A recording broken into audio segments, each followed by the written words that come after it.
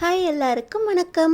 நம்ம அழகே அழகு சீரியலில் ரேவதிக்காக நம்ம அழகுமதியை இறங்கி தங்கராஜை எதிர்த்து நிற்கிறாங்க.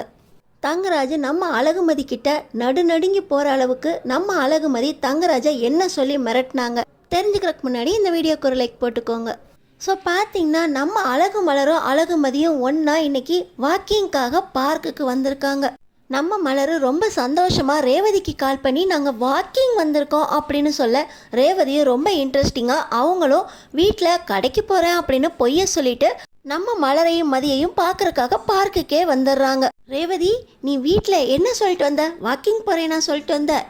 இல்லை, நீ வீட்டில் சொன்னால் விட மாட்டாங்க, அதனால் நான் கடைக்கு போகிறேன்னு பொய்ய சொல்லிவிட்டு ஒரு பேஸ்கெட் எடுத்துக்கிட்டு நான் பாட்டு இங்கே வந்துட்டேன் அப்படின்னு ரேவதி சொல்கிறாங்க.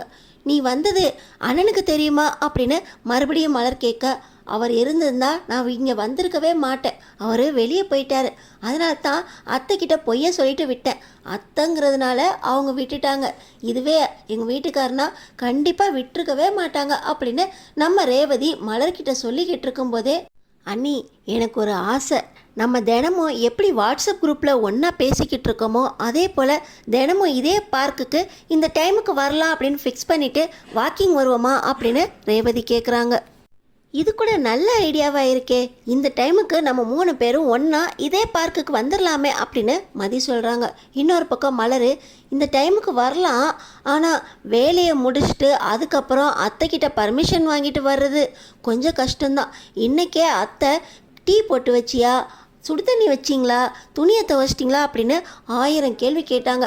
எல்லாத்துக்கும் சமாளிச்சுட்டு நம்ம இங்கே வாக்கிங் வந்திருக்கோம் அப்படின்னு சொல்ல ஒரு நாள் தான் பதில் சொல்ல வேண்டியிருக்கோம், அதுக்கப்புறம் போக போக அவங்களே புரிஞ்சுக்குவாங்க, நம்ம வாக்கிங் வரலாம் அப்படின்னு மதி சொல்கிறாங்க. இன்னொரு பக்கம் ரேவதி சொல்கிறாங்க, எங்கள் வீட்டில் இந்த டைமுக்கு கேட்க முடியுமான்னு தெரில, தினம் ஒரே டைமுக்கு நான் வெளியே போயிட்டு வரேன் அப்படின்னு சொன்னு கிளம்புனா அத்தைக்கே சந்தேகம் வந்துடும், அப்புறம் என் வீட்டுக்காரர் சொல்லவா வேணும், அவர் நம்ம வாட்ஸ்அப் குரூப்பில் பேசுகிறத அவர் கவனிச்சுக்கிட்டே இருக்கார், யார்கிட்ட பேசுகிற, என்ன பேசுகிற, ஏன் பேசுன, இந்த டைமில் யார் உனக்கு ஃபோன் பண்ணா அப்படின்னு என்கிட்ட கேள்வி கேட்டுகிட்டே இருக்கார். நேற்று கூட என் ஃபோனில் எங்கள் அம்மா கூட பேசிக்கிட்டு இருக்கும்போது தூங்கிக்கிட்டு இருந்தவர் இறங்கி வந்துட்டார், வந்தவர் என் ஃபோனை வாங்கி பார்த்துட்டு யார் கூட பேசிக்கிட்டு இருந்த அப்படின்னு கேட்டு கால் லாகலாம் செக் பண்ணார் அப்படின்னு ரேவதி சொல்கிறாங்க. பார்த்திங்கன்னா மதிக்கு கோவம் வந்துடுது.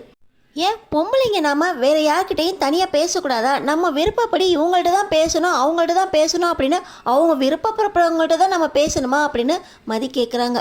நம்ம தான் எல்லாரையும் அப்படி பழக்கி வச்சிட்டோம் மதி, பாரு அண்ணி கூட அப்படி தான் அப்பா அம்மா சொல்கிறத கேட்டு நடந்ததுனால இத்தனை வருஷமாக அப்பாவையும் அம்மாவையும் அவங்க சமாளிச்சுட்டு இருந்தாங்க, அதுவே அவங்க கேட்க மாட்டேன் இவங்க சொல்கிறபடி செய்ய மாட்டேன் அப்படி இருந்தால் ஒன்றை மாதிரி தான் வீட்டில் எப்படி சண்டை வருதோ அதே மாதிரி தான் அன்னிக்கும் நடந்திருக்கும்.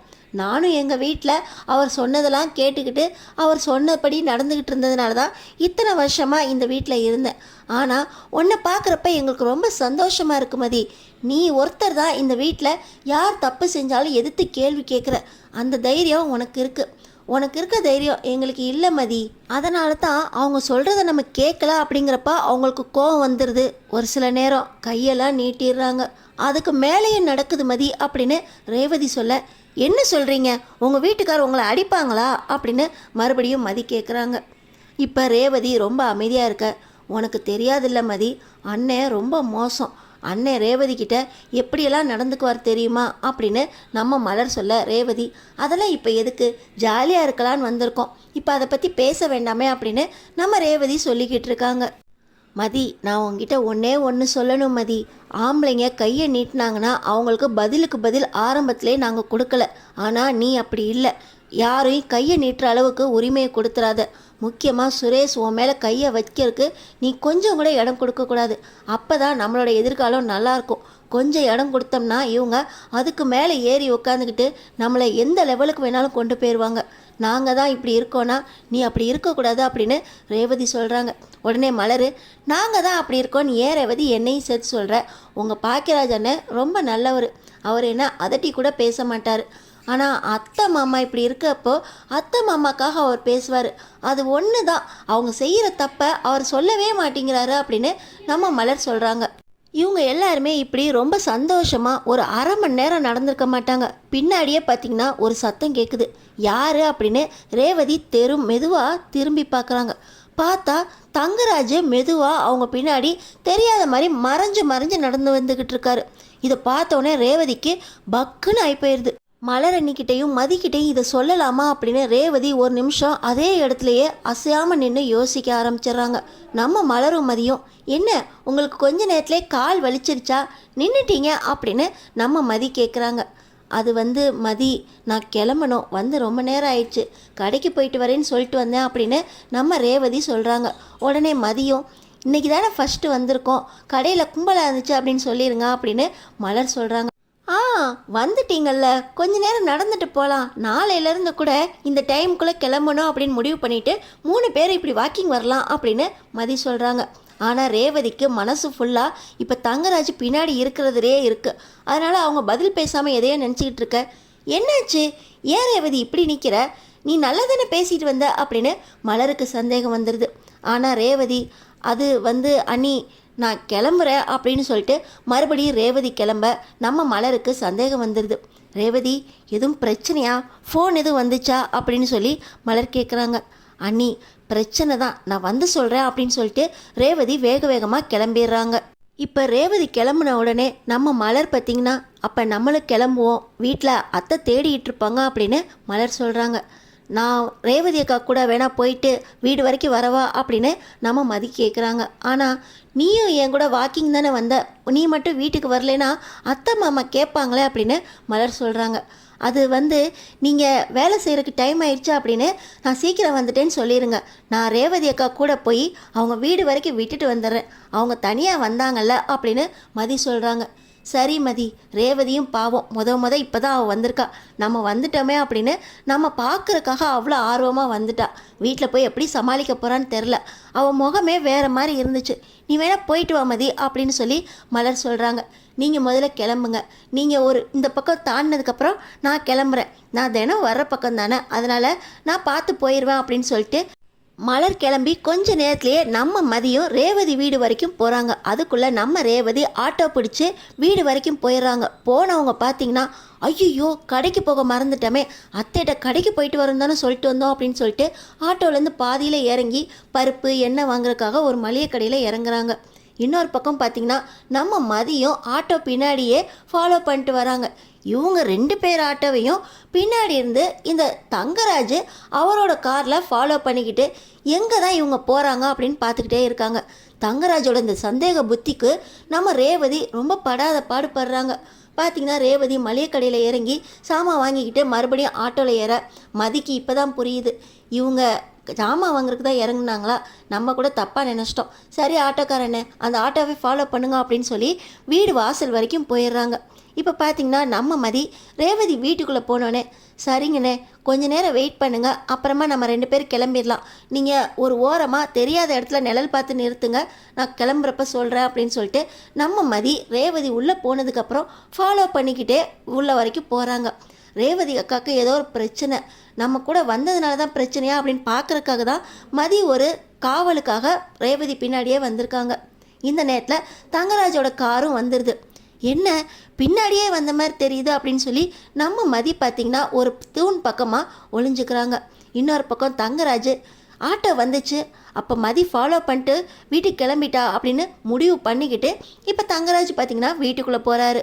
தங்கராஜ் வீட்டுக்குள்ளே போன உடனே நம்ம மதி பார்த்திங்கன்னா ஒன்றுமே தெரியாத மாதிரி சமயக்கட்டுலேருந்து உள்ளே என்னங்க இன்றைக்கி சீக்கிரம் வந்துட்டீங்க, சாப்பிட்றீங்களா அப்படின்னு நம்ம ரேவதி கேட்குறாங்க. இன்னொரு பக்கம் தங்கராஜோட அம்மா, என்னடா தங்கராஜ் சீக்கிரம் வந்துட்ட, முக்கியமான வேலை இருக்குது அப்படின்னு வேகமாக காலையிலே கிளம்பி போனேன் அப்படின்னு சொல்லி தங்கராஜோட அம்மா கேட்க, இன்னொரு பக்கம் நம்ம ரேவதி, ஆமாம் அத்தை இன்னைக்கு ரொம்ப சீக்கிரமாக கிளம்பிட்டாரு அப்படின்னு ஒன்றுமே தெரியாதமே கேட்க, தங்கராஜ் எல்லாத்தையும் கவனிச்சுட்டே இருந்தவர், இப்போ நீ எங்கே போயிட்டு வர அப்படின்னு கேட்குறாரு. தங்கராஜோட அம்மா, கடைக்கு போகிறேன்னு சொல்லிட்டு போனாடா, கடை ரொம்ப கும்பலாக இருந்துச்சான், அதான் ரொம்ப நேரம் ஆயிடுச்சு அப்படின்னு ரேவதி சொன்னிச்சு அப்படின்னு தங்கராஜோட அம்மா சொல்கிறாங்க. அம்மா நான் அவள்கிட்ட கேட்டுக்கிட்டு இருக்கேன் அப்படின்னு சொல்லி தங்கராஜ் சொல்கிறாரு. என்னாச்சுடா அப்படின்னு சொல்லிட்டு தங்கராஜோட அம்மாவும் பதட்டத்தோடு எந்திரிச்சு நிற்க, ரேவதி எங்கே போயிட்டு வரேன்னு கேட்டேன் அப்படின்னு தங்கராஜ் கேட்குறாரு. அது வீட்டில் பருப்பும் எண்ணெயும் காலி ஆயிடுச்சு, அதுக்கு தான் அந்த மளிகை கடைக்கு போயிட்டு வந்தேன் அப்படின்னு ரேவதி சொல்கிறாங்க. அப்போது நீ மளிகை கடைக்கு தான் போனேன், மளிகை கடையில் 1 மணி நேரம் ஆயிடுச்சு அப்படின்னு தங்கராஜ் கேட்க, ஆமாங்க, கடை கொஞ்சம் கும்பலாக இருந்துச்சு அப்படின்னு மறுபடியும் ரேவதி சொல்ல, நீ ரொம்ப பொய் சொல்ல ஆரம்பிச்சிட்ட ரேவதி. அன்னைக்கு என்னன்னா உங்கள் அன்னைக்கு பர்த்டே அப்படின்னு என்கிட்ட பொய் சொல்லிட்டு அந்த மலரோட பிறந்த நாளுக்கு போயிட்டு வந்த அன்னைக்கே எங்கள் அம்மா கிட்டேயும் என்கிட்டையும் பொய் சொல்லிட்டு போகக்கூடாது அப்படின்னு உன்னை வீட்டு வாசலில் நைட்டு ஃபுல்லாக நிற்க வச்சல. உனக்கு இன்னும் புத்தி வரலையா? இன்னைக்கு எங்கே போயிட்டு வந்த, உண்மையை சொல்லு அப்படின்னு மறுபடியும் தங்கராஜ் கேட்குற. இப்போ நம்ம தங்கராஜோட அம்மா, என்னாச்சுடா, எங்கே போயிட்டு வந்த ரேவதி அப்படின்னு கேட்க, எங்ககிட்டலாம் பொய்ய சொல்லிட்டு அந்த மதியோட வாக்கிங் போயிட்டு வராமா அப்படின்னு தங்கராஜ் சொல்கிறாரு. என்ன வாக்கிங்கா அப்படின்னு சொல்லி தங்கராஜோட அம்மா கேட்க, ஆமாம்மா, இவ மதி மலர் 3 பேரும் அவங்க வீட்டு பக்கத்தில் இருக்க பார்க்குக்கு ஒன்றா வாக்கிங் போய்கிட்டு இருக்காங்க. நம்ம வீட்டு கதையெல்லாம் அங்கே போய் ஒப்பிச்சுக்கிட்டு இருந்தாமா அப்படின்னு தங்கராஜ் சொல்கிறாரு. என்னங்க, அது நான் கடைக்கு தான் போகலான்ட்டு போனேன்.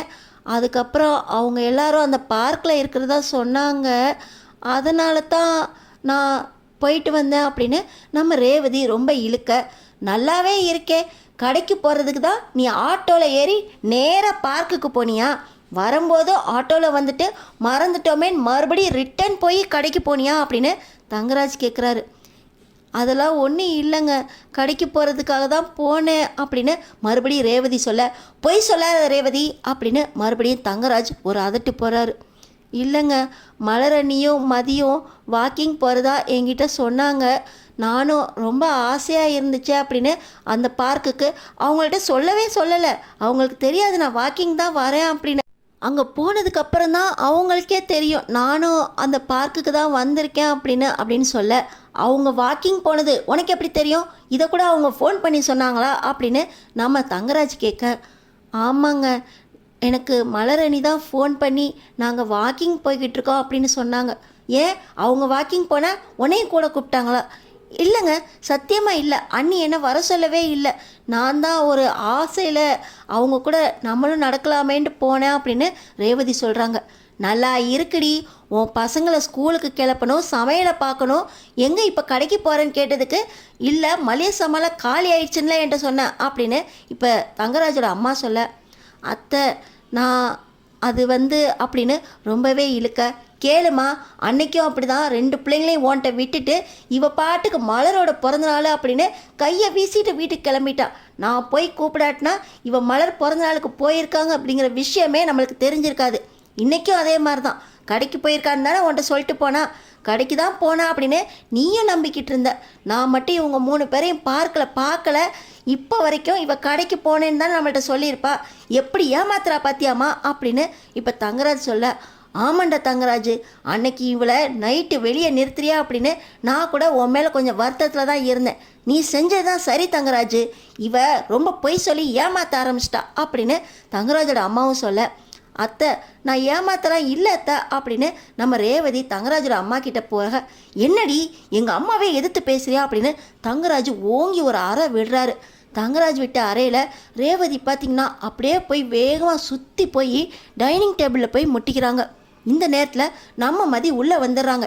என்ன செய்கிறீங்க நீங்கள் அப்படின்னு சொல்லி நம்ம ரேவதியை கை தாங்களாக தூக்கி அவங்க நெத்தியில் அடிபட்டுருக்கதை பார்த்த உடனே, ஐயோ அக்கா நெத்தியில் ரத்தம் வருது அப்படின்னு ரேவதியை ரொம்ப பதட்டமாக பார்த்து, இது இப்போ எதுக்காக அவங்கள அடிச்சிங்க அப்படின்னு சொல்லி நம்ம மதி கேட்குறாங்க. ஓ, நீ எப்போ வீட்டுக்குள்ளே வந்த அப்படின்னு தங்கராஜ் கேட்க, நான் ரேவதி அக்கா பதட்டமாக இருந்ததுனால வீட்டுக்குள்ளே வந்தேன். இப்போ அது ஒரு பக்கம் இருக்கட்டும், நீங்கள் எந்த காரணத்தினால இப்போ ரேவதி அண்ணியை அடிச்சிங்க அப்படின்னு மதி கேட்குறாங்க. இவளுக்கு நீ சப்போர்ட்டா? எல்லாம் நீ கொடுக்குற இடம்தான். நீ இந்த வீட்டுக்குள்ளே நுழைஞ்சதுக்கு அப்புறம் தான் உன் வீடு மட்டும் இல்லை, இப்போ என் வீட்லேயும் பிரச்சனை வந்துக்கிட்டே இருக்குது அப்படின்னு சொல்லி தங்கராஜ் சொல்கிறாரு. நான் என்ன பண்ணேன்? உங்களை ஒரு பொண்ணை கையை நீட்டி அடிக்கிறீங்களே, உங்களுக்கு அசிங்கமாக இல்லை? நீங்களாம் ஆம்பளையா அப்படின்னு சொல்லி நம்ம மதி கேட்குறாங்க. என்னடி ஆம்பளையான்லாம் பேசுகிற? உன் புருஷன் நினச்சியா நீ கொடுக்குற அடியை வாங்கிக்கிட்டு பேசாமல் இருக்கிறதுக்கு? எதிர்த்து பேசின நடக்கிறதே வேற அப்படின்னு தங்கராஜ் எச்சரிக்கிறாரு. ஒரு பொண்ணை கையை நீட்டி அடித்தது தப்பு, அவங்க திருப்பி அடித்தாங்கன்னா உங்கள் நிலைமை என்ன ஆகும் அப்படின்னு சொல்லி மதி கேட்குறாங்க. உன் புருஷனோட நிலைமை தான் எனக்கும், ஆனால் உன் புருஷன் மாதிரி நான் சும்மா இருக்க மாட்டேன், வெட்டி கொன்றுவேன் அப்படின்னு சொல்லி தங்கராஜ் சொல்கிறாரு. ஓஹோ, நீங்கள் வெட்டி கொள்கிற வரைக்கும் நாங்கள் சும்மா இருப்போம்னு நினச்சிங்களா? ரேவதி அக்கா அவங்கள அடிங்க அப்படின்னு சொல்லி நம்ம மதி ரேவதி கிட்ட சொல்கிறாங்க. அது மதி, நான் எப்படி அவரை அடிக்க முடியும் அப்படின்னு சொல்ல, இப்படி பொண்ணுங்களா வாங்கின அடியை வாங்கிக்கிட்டு அமைதியாக இருக்கிறதுனால தான் அவங்களுக்குலாம் ரொம்பவே திமிர் ஏறி போச்சு. என்ன செஞ்சாலும் திருப்பி கொடுக்க மாட்டாங்க அப்படின்னு ரொம்ப தைரியத்தில் இருக்காங்க. அவங்க எதை கொடுத்தாலும் திருப்பி கொடுக்கணும். கீதையில் கிருஷ்ண பரமாத்மா எல்லாத்தையும் வாங்கிக்கிட்டு சும்மா இருக்க சொல்லலை, அடிக்கு அடி உதைக்கு உத, நீ எதை பெற்றாயோ அதையே திரும்ப பெறுவாய் அப்படின்னு கிருஷ்ண பரமாத்மாவே சொல்லியிருக்காரு. நீங்கள் வாங்கினதை அவருக்கு திரும்ப கொடுங்க அப்படின்னு சொல்லி நம்ம மதி சொல்கிறாங்க.